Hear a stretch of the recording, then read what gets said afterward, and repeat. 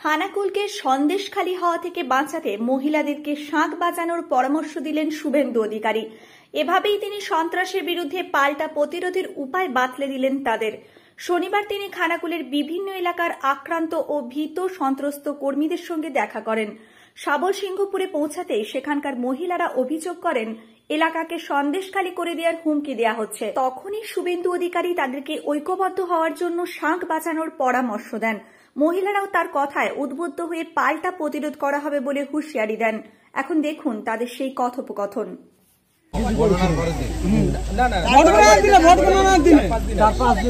আবার মানে মন্দিরে পুচকে বিক্রি করি, সেখানের লোককে পর্যন্ত নিয়ে ধুমকি দিয়েছে। কালকে পর্যন্ত দিয়েছে, জানেন?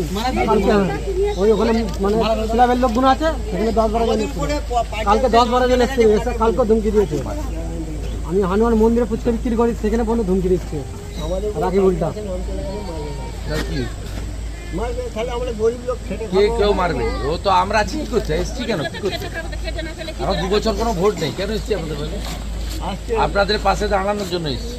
এবার ও তো আসে মাঝে মাঝে গালাগালি ভোট দিয়েছি। হ্যাঁ, কিছু কিছু আমাদের পাড়ার ওর সঙ্গে সাপোর্ট করছে লোক, কিছু লোক ওই জন্য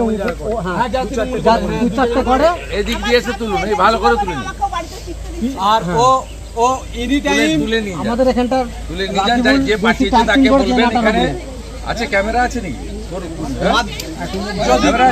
যদি কিছু বলি, এখানকার উপপ্রধান রাকিবুল, তোমাকে কি কি বলেছে বলো না? মহিলাদের উপরে তুমি বলো না, তুমি বলো।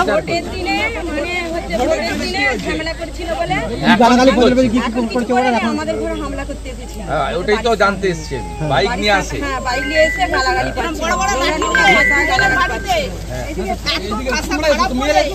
আমার বাড়িতে আমার স্বামী এজেন্ট ছিল বলে আমাকে তো টিকতেই দিচ্ছে না। আমি একা বাধ্য ভয়ে হয়ে। কোথায় আপনি একা? এতগুলো লোক এখানে তখন সাপোর্ট ছিল না, তখন এতগুলো লোক ওনার সামনে থাকে না।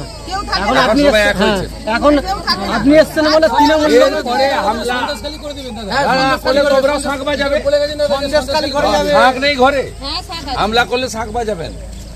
আমি কমপ্লেন গুলো তোমার কাছ থেকে নিয়ে বলছে এখানে সন্দেশখালী বানিয়ে দেবো। যে সন্দেশখালী যেটা ঘটনা হচ্ছে আমরা টিভি দেখতাম, বলছে এখানে করে দেবো, কেউ রুখতে পারবে না। পিঠা খাবে, হ্যাঁ পিঠা খাবে। ওদিকে পিঠা খাওয়াবার সময় হয়ে এসছে। তারপরে বাড়ির সামনে যে বলছে টাইম করে ভেঙে দেবো, সব ভেঙে দিকে আমরা সারাবো। আর এখানে ভেঙেছি তো টাইম করে ছাড়িয়ে নাও, আমরা সিসিটিভি লাগিয়ে দিই। সিসিটিভি লাগিয়ে দিই, একটু উঁচুর দিকে উঁচুর দিকে ওই মোর মাথায় যেতে যায় না। আমার মনে হয় বাজার করতে ওই মোর মাথাটা বাজার আছে, বাজারে ওই বাজারে যাওয়ার আগে কিন্তু খুব চিন্তাধারা করতে হয়। কেন বলো তো? আমরা বাইরে থাকা লোক,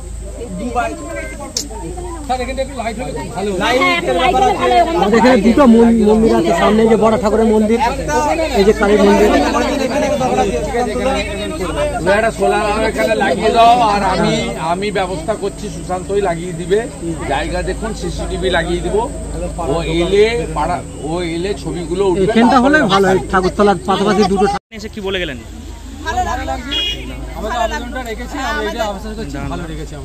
খুবই ভালো লাগলো